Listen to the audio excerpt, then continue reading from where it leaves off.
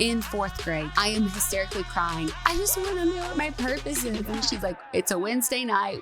We don't have to figure that out. A lot of the great things I love about myself are also rooted in some pain that now I'm having to like come to terms with. Doing the work to bring that stuff back up is really painful. Feeling safe and seen at the same time. I realized I'd never been able to have those simultaneously. If choosing to stay in this friendship, relationship, whatever, involves me abandoning myself, it's never gonna work. I don't want to feel this way anymore. I don't want to cope in an unhealthy way. It felt unsafe to go slow, or like you said, to settle into the peace. You're just trying to survive and cope and form into whatever other people think you should be. Genuinely, this first year, I'm like, what do I like? Who am I? It truly is crazy that we're here today.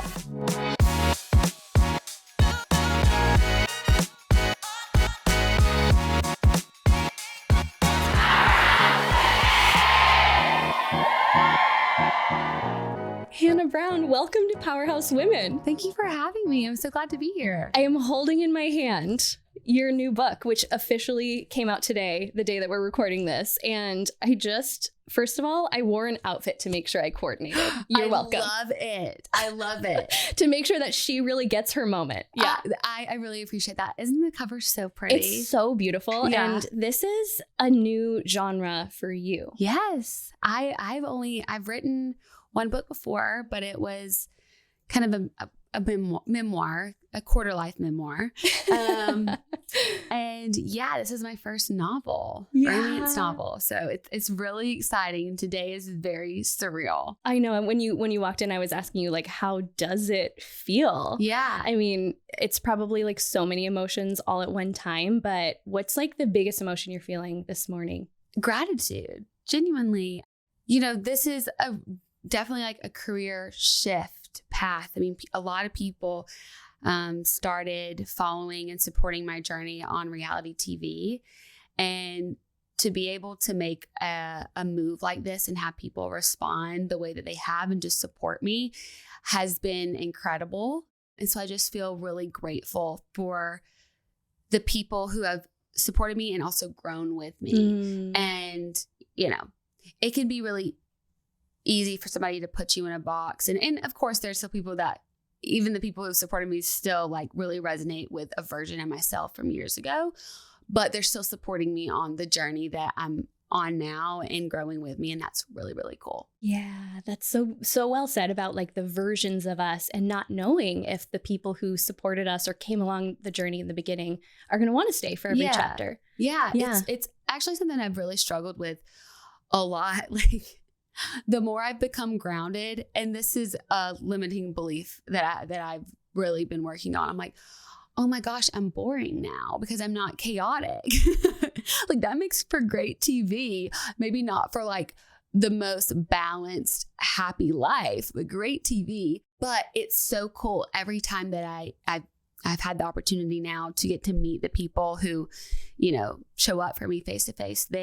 They really just are like, it's been so cool to watch you grow. And I'm like, okay, I have to remind myself that people are like rooting for me. And yeah, but it is really funny to like compare the versions of yourself and question, like, why do people like me, follow me? Are they going to be able to champion a person that looks a lot different, which I think is good. We should always continue to change. I don't ever want to be complacent. But it's just like, will these people accept me? And I really have felt that. So it's really cool. Most people probably would know you from whether it's the Bachelorette or Dancing with the Stars. But this is embarrassing and also hilarious. The show that I first watched you on was the Special Forces one. I honestly love that. And that was where I was like, hell yes. Because you were like put through all these like special forces obstacles. It was so dramatic. My husband was watching it and then I got like sucked in. Yeah. But because of like the female power and like how the women on the show, which you were one of the only ones to actually like complete the whole thing. I don't even know if I want to ask like what that experience was like, but it was so cool to watch. It was actually like really, really hard. Yeah, you could tell. And like when people ask about that, and even I would see people like, oh, I think I could have done that. It's like, no. I mean, you could. If I could do it, anybody can do it. but it was 10 times harder than it looked. Like, Yeah. I was like, oh my gosh, they're not even showing. You can't tell how high we had to climb up a mountain being attached by a little bitty like cord. And they're like, don't look down. And you're like, okay, this is so scary. And that's before the challenge or task even started. You're risking your life. You're just looking down at the ground, losing what am I your doing? shit. Yeah. But it was one of the best experiences I've ever done for myself, because it really reminded me of my strength and resiliency, because I felt so out of my realm. I mean, I started out as a pageant girl. Okay. Like, I did pageants. I was the Bachelorette. I did a dancing show. Doing a special forces, special operation challenges, like, really doesn't like seem like it should be on my resume, but it is now. And it was really, really cool. Like, anybody who like is thinking about going on the show, whenever they ask me, I'm like, just do it. Like, you regret not doing it. And it's so cool to like push yourself. There's not many things in life that give you the opportunity to get you so uncomfortable physically, mentally, spiritually, emotionally, in every way. And be like, I can just take one more step, or I can just, this will not last forever. And to feel yourself like, be like, I genuinely can't believe I just did that. Like, I never thought I'd be able to do that. That's like the coolest experience, but it's hard to find that in real life, I think. And honestly, I have a really hard time like pushing myself like that in real life. Me too. Yeah. I was literally just thinking about that as you're saying it, because there's not, number one, there's not just ready-made opportunities for it, but most of us, like for me, I love to be comfortable. Like, I want to be the coziest that I possibly can at all times. I go to CrossFit classes, but I don't do them. I do CrossFit Light, and I do my own thing. They'll like have the thing. I'm like, yeah, I'm not doing that. I'll be like, I'm doing something different. And it's so interesting. Like, I sometimes have a harder time pushing myself in real life. One thing I really struggle with that is like a superpower when I'm in certain situations, like when there's one goal and I can lock in fully on the task, that is where I shine. Maybe it's the ADHD, but I can be like, this is laser focus. We are completing this course. We are completing this dance show. We are going to give it all, but I can't do anything else. Like, nobody's getting a phone call from me. I'm not answering a phone call, no emails, no social life. I am like fully locked in. You can't do that in life when you're not on like some type of TV show, like bubble. And that's where I've really had to, I'm still on the journey of figuring out a balance to be able to do that, and to find and to motivate myself to push myself to be uncomfortable. Yeah.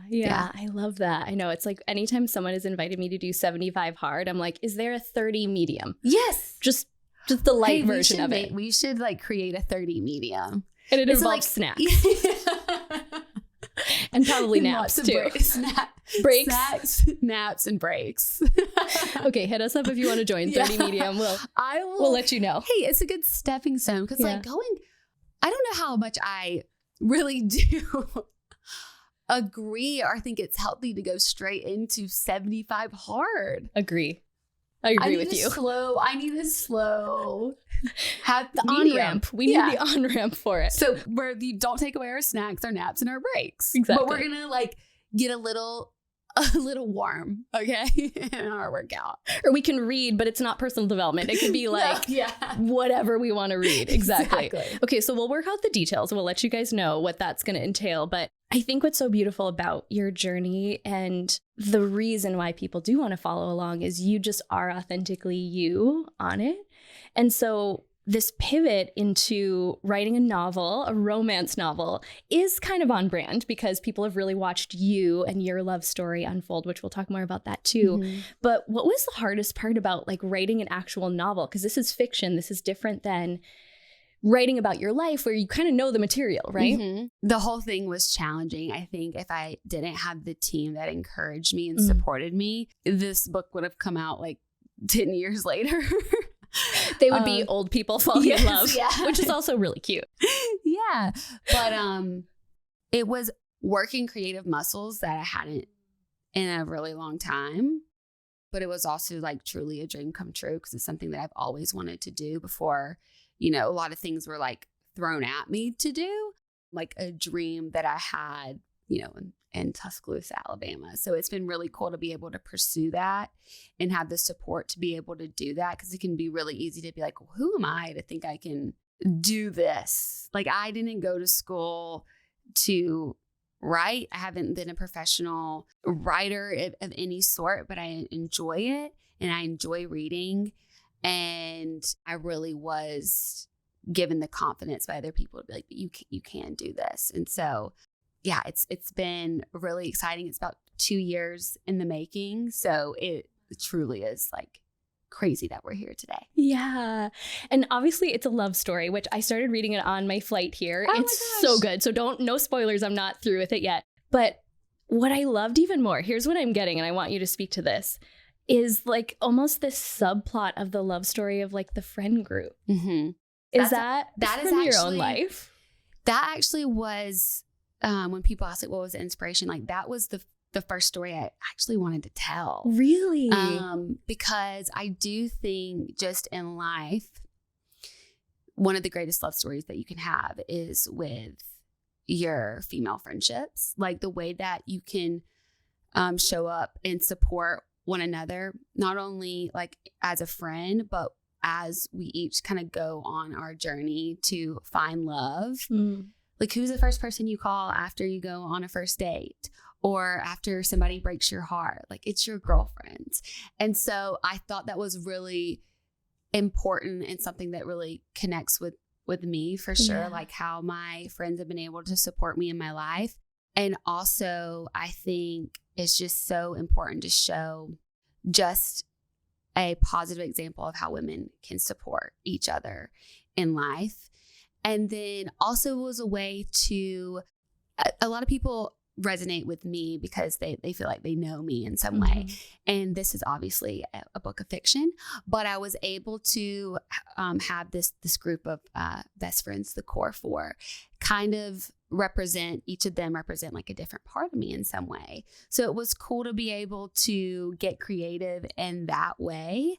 And because like, I don't know all the terminology yet. I don't always sound like I'm just going off my own experience. Like, the best way that I knew how to like even get into this mindset of creating the characters, making them feel human, was from a place of truth. So like, each of the characters had to have some part of me to be able to write about that in any way. So that's kind of how I did it. So like, yeah, the female friendship is very, very important to me. And I love that, like, you've already noticed that. But this first book, Mistakes We Never Made, really follows Emma. But it's great to have those like different characters for people to kind of see how they relate to each other, because I think you can also find out a lot about people and their patterns and how they show up in relationship through it romantically with how they treat other people in their life.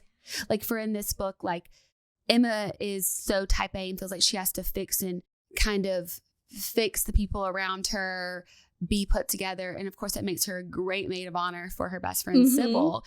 But she feels like she has to do that in all aspects of her life. And then Sybil goes missing. And so why does Emma feel like she has to go on this crazy road trip with her like frenemy? Why would she even do that? Like, what type of person would do that? She's not just like some crazy irrational person. That there's a reason why she feels like it is her duty. And that usually comes from some type of like pain or hurt or belief from like a younger self. So yeah, it's cool. And then it's like, okay, so we're watching how she feels like she has to be there for a friend in that way, but how does that hinder her or help her in relationship? Yeah.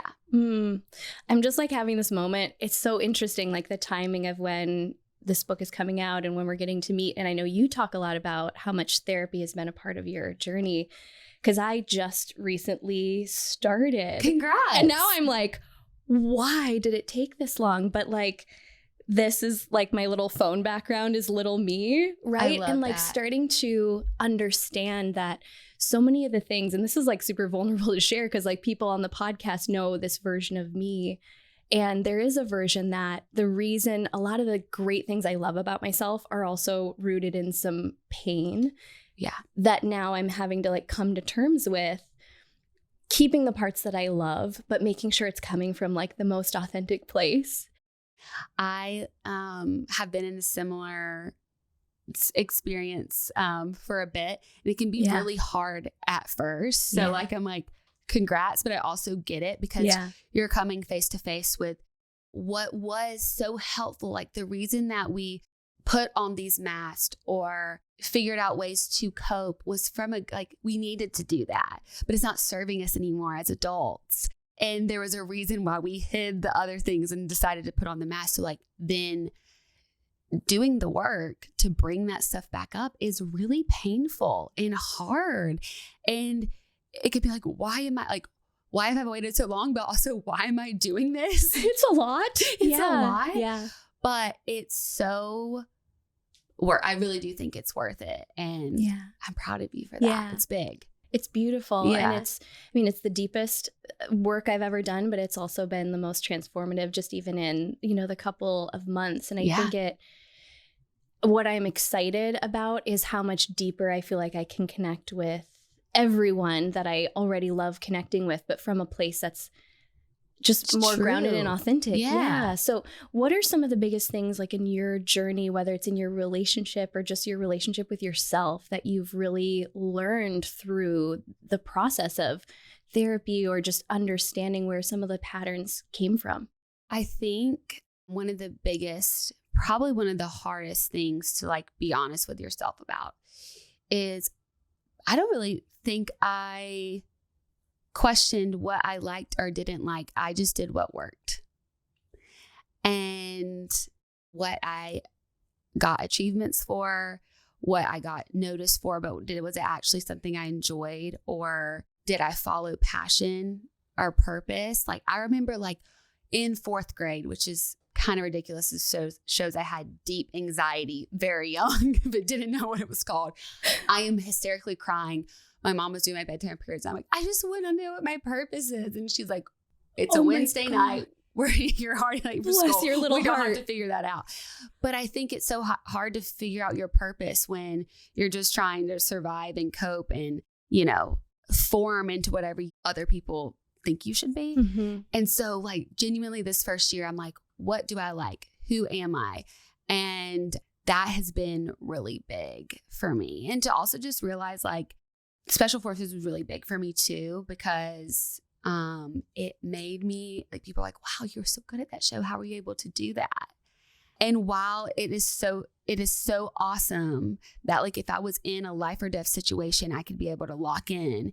It's very sad that felt more comfortable for me in that type of extreme setting that I sometimes do in my own life in Nashville, Tennessee, where like everything's good and great. And I almost like can't accept the peace.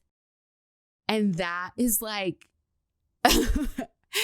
a beautiful realization, but also like a hard one to digest. And I've just had to learn to give myself like a lot of grace. Mm-hmm. And, I love how you have the picture of your child self, because it's like, there was a reason why I felt that I had to protect myself in those ways.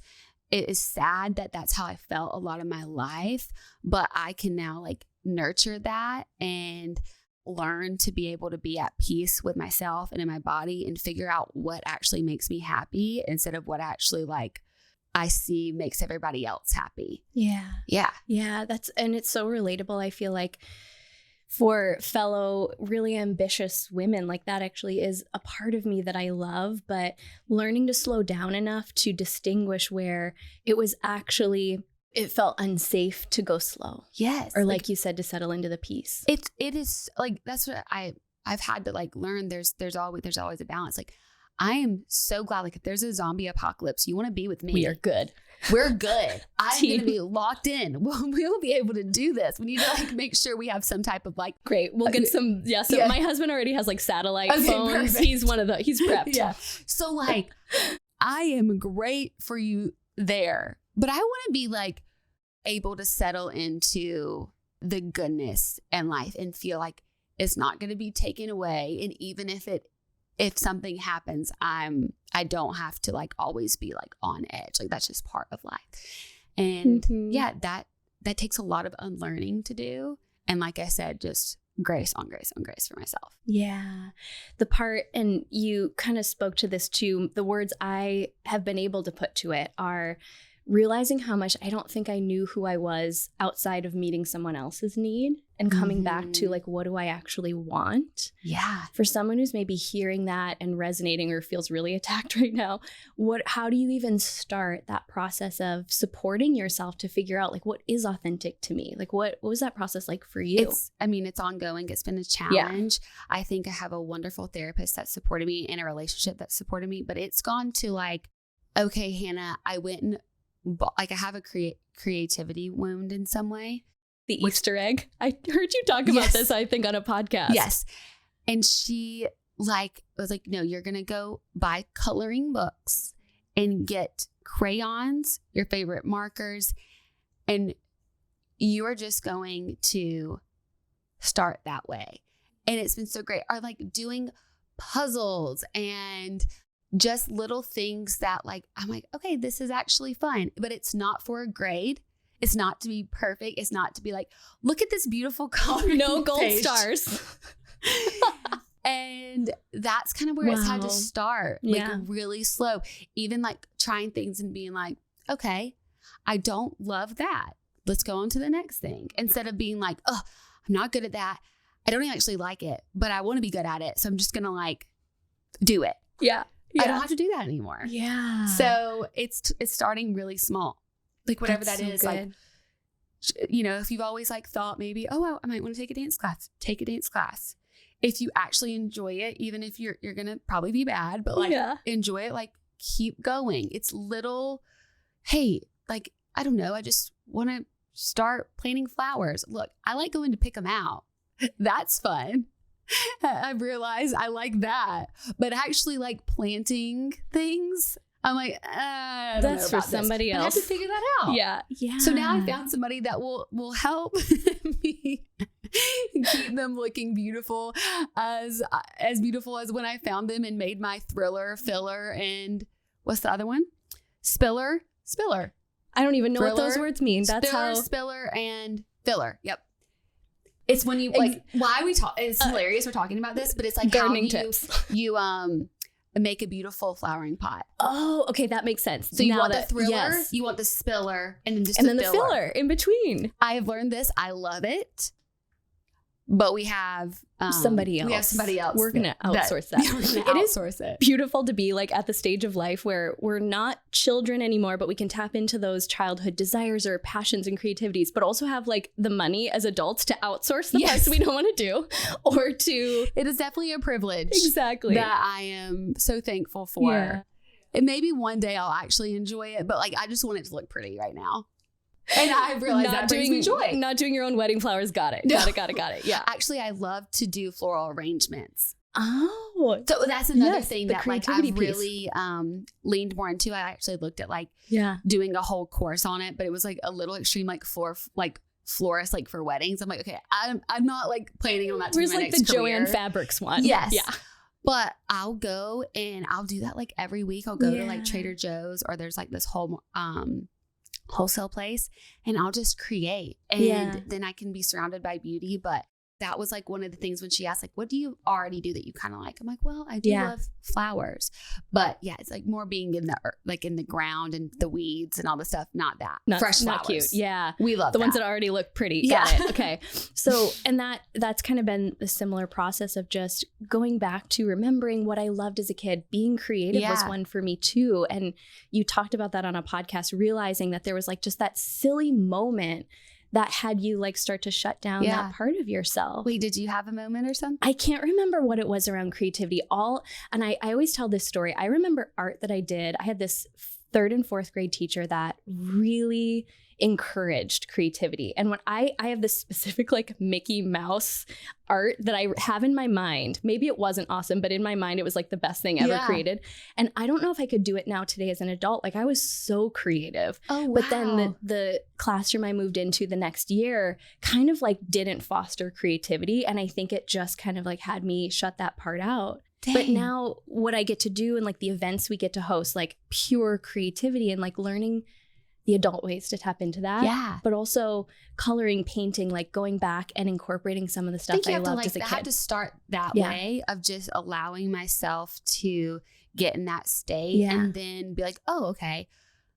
I don't know if I'm going to be like coloring books forever, but yeah, like I love doing flower arrangements. How can I do more of that? Like, you know, I started a pottery class, then stopped, but we'll get back to it. It just was a wild time. But yeah, just finding little things to tap into it. Yeah. Like you said, as an adult, it's really, really important because once you open that part of your brain, I feel like that's where just your best ideas, I think even just like in business, it doesn't have to be like your best art idea, but it just allows that space and that growth mindset to really evolve. I love that.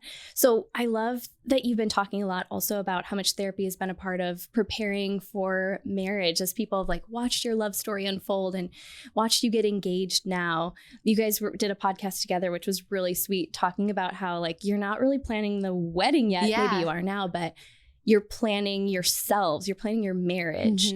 Talk about how that has been a part of this relationship that you're in now. Yeah. Well, I think from a lot of like past trauma, past relationships, like commitment was really hard for me, to be honest. Like I know, I was on a dating show to get engaged, but I mean, that didn't go well. So that definitely didn't help me in that department. Like there was a lot of things that I associated with that. And I'm in a great relationship that's so supportive, but I felt that fear of, is there something like so broken in me? One of my biggest wounds, which I don't know if you've gotten into that yet, like in therapy, but like I have like a burden wound of like, I have so much shit that in my past that I feel like I only want people to see me at my best. And like, he's already seen me at my worst, but I don't want, this is a lot to handle is what I'll feel. And so I was really struggling with that. And we found an amazing therapist because I was just like, I don't want to continue these patterns that are just like setting me up to fail, to run, to let the person off the hook. I mean, just weird things that I would tell myself.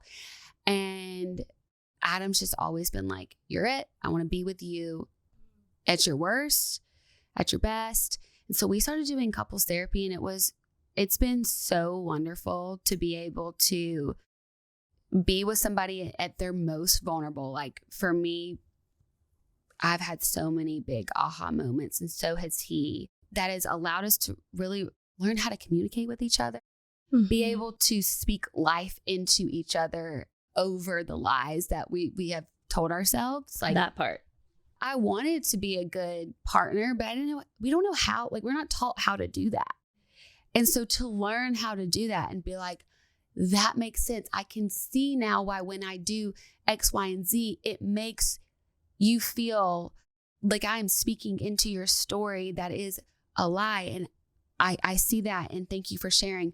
But this is what I want to do better. And I see you being vulnerable, and being able to do that is feeling like safe and seen at the same time. And I realized I had never been able to have those simultaneously. I felt safe, but I wasn't really showing myself, or I felt super seen, but not in a safe environment.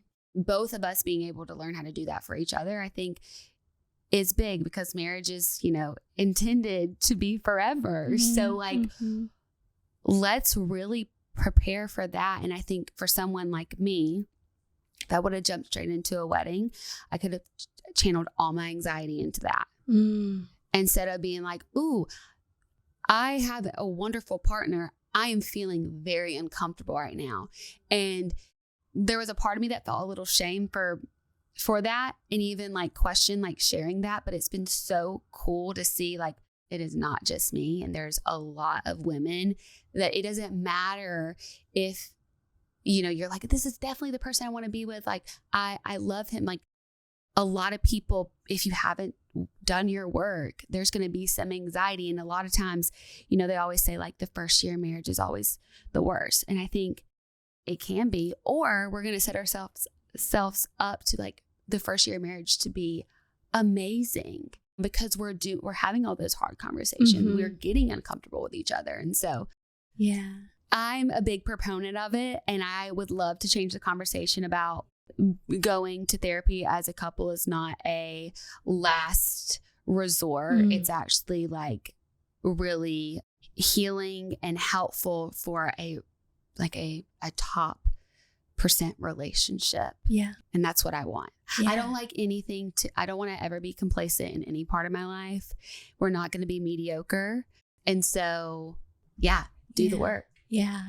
And I love, you guys talked about that a little bit in the episode too, changing the stigma around even being able to share publicly or like with friends that, hey, like we have therapy today, not defaulting to, well, then something must be wrong. Ooh, rather. And I think it's just so cool to be alive at the time that we're alive, being in the era that we're in. Because if we think about, like, I think about my parents, no one was talking to them about this conversation was so not normalized. It's like when we talk about breaking generational cycles, like we really are the generation that's equipped to do that. Yeah. But it also takes us being willing to go first and to be the ones to change that. And like you said, just like breaking the stigma and just being like, honestly, when I feel people tense up or I'm like, oh, we're not on the same path right now. Or I feel like most people in my life are really supportive. I mean, I would say some of my family like still doesn't get it. And I'm like,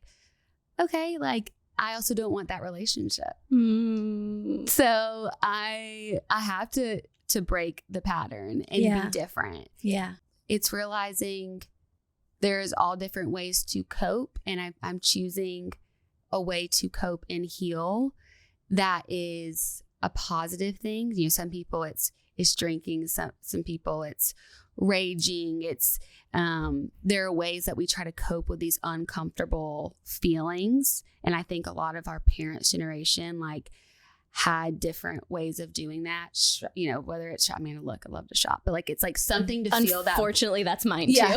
That's a big one. To feel that void and that uncomfortable feelings, but to be like, no, like I'm going to sit with them and actually expose them. Yeah. But there's still people like I can have this conversation with, and you can feel them be like, oh, I'm not going there.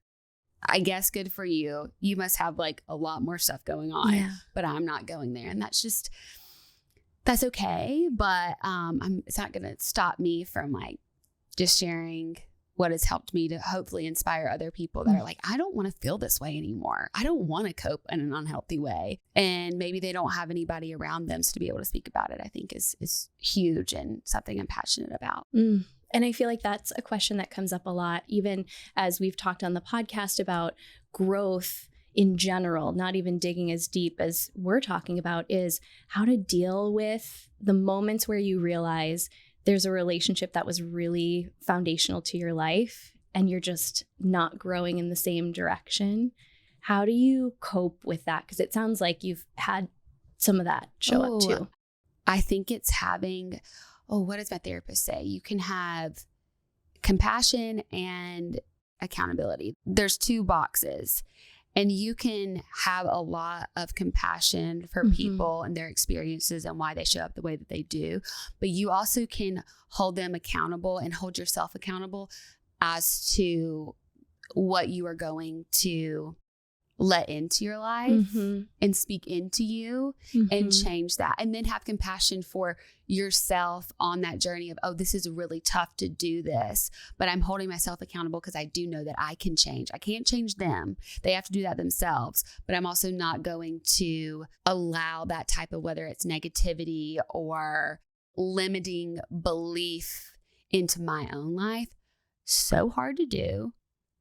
Like I said, so thankful for the therapists I have, but it takes that accountability for yourself and other people while also being able to simultaneously juggle the compassion that both you and the other person deserve too. Yeah. Yeah. It's like that moment of, if choosing to stay in this friendship, relationship, whatever, involves me abandoning myself, then it's never worth it. It's never going to work.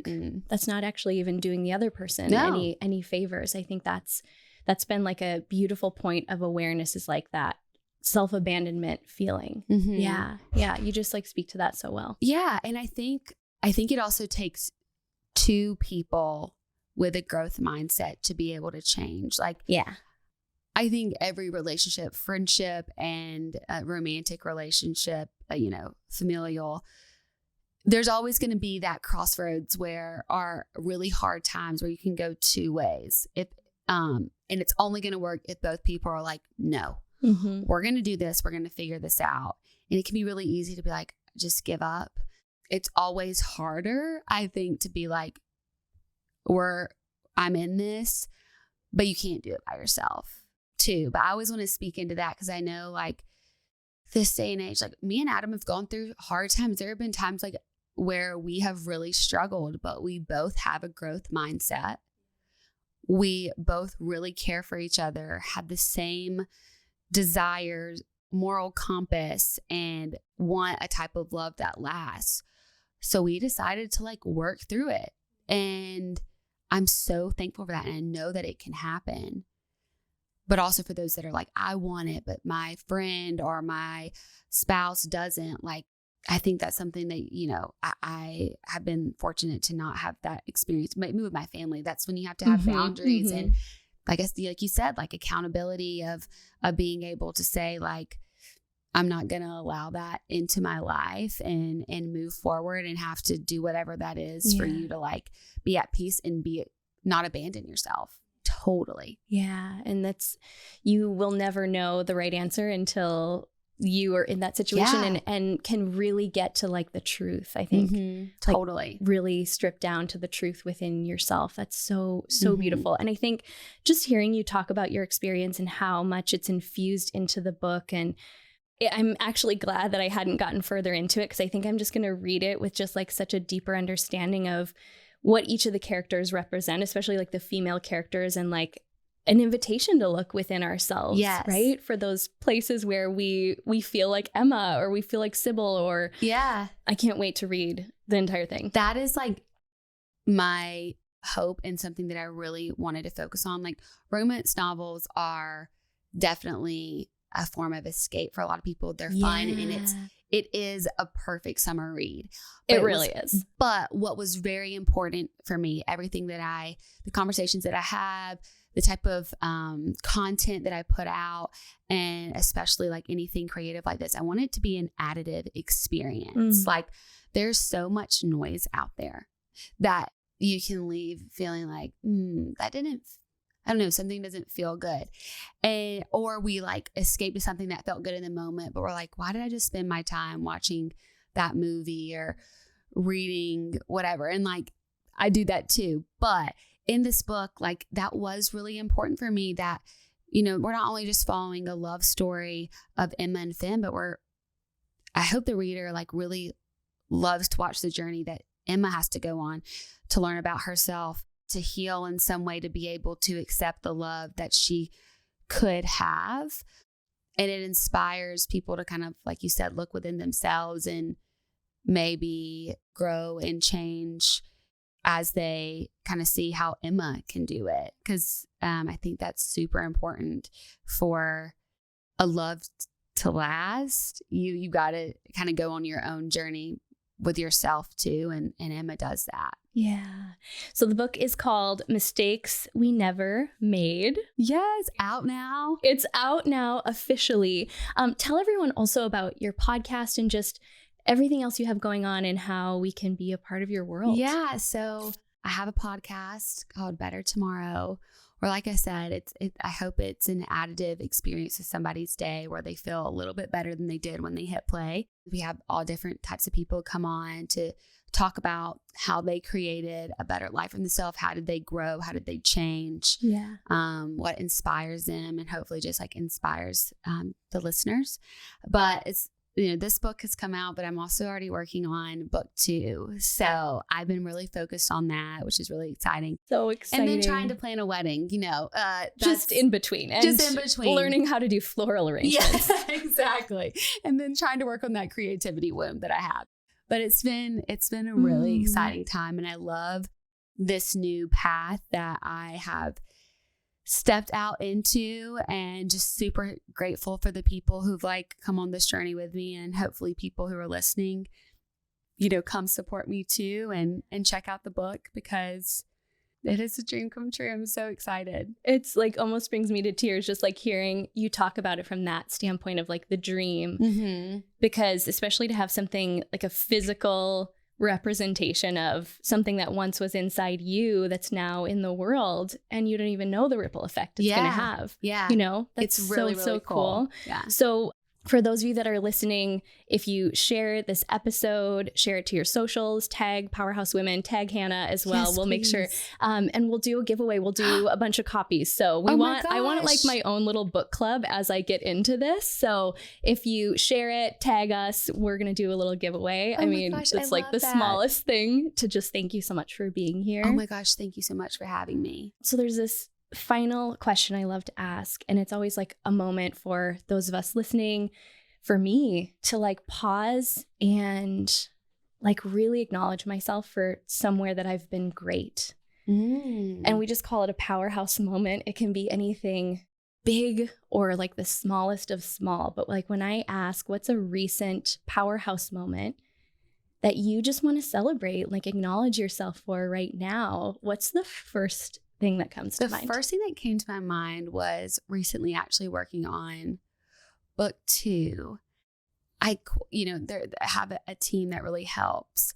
And I felt really uncomfortable bringing up just not loving a direction and going against like what, you know, was actually like planned. You know, we plotted this whole thing out, and just not loving how it was coming out, and there was a deadline, but being able to be like, hey, I think we need to get back on the page, and we've got to look at this. And it was so hard because I think this being my first novel and being in this world, there's so many people that I just really look up to on my team and look for them as almost the people who know better than I.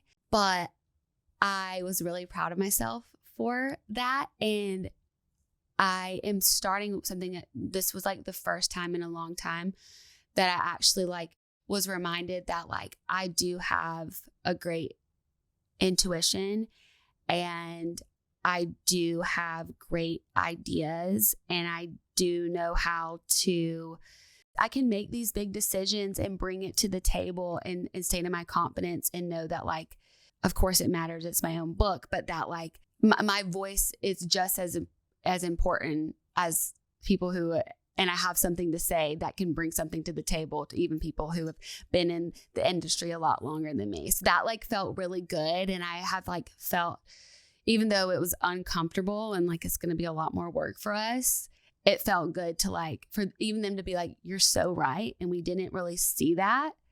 And let's go back to the drawing board a little bit. So that was really cool. So I felt great in that. That's huge. Yeah. Thank you so much for coming. You'll have to come back when book 2 is out. I would love that. We need to keep the story going. You're amazing. This was so fun. It was so great. And I love that I get to speak some light into your community. Here, we'll just hold this up again because again, I wore the outfit just it's amazing. Just to set it off. The outfit is incredible. We both were like, oh, we love it. We had that moment when you came in of like, no, your outfit. Yeah, it's like the true girlfriend energy, and you have it. And I'm just so grateful. Thank you. Thank you so much for having me.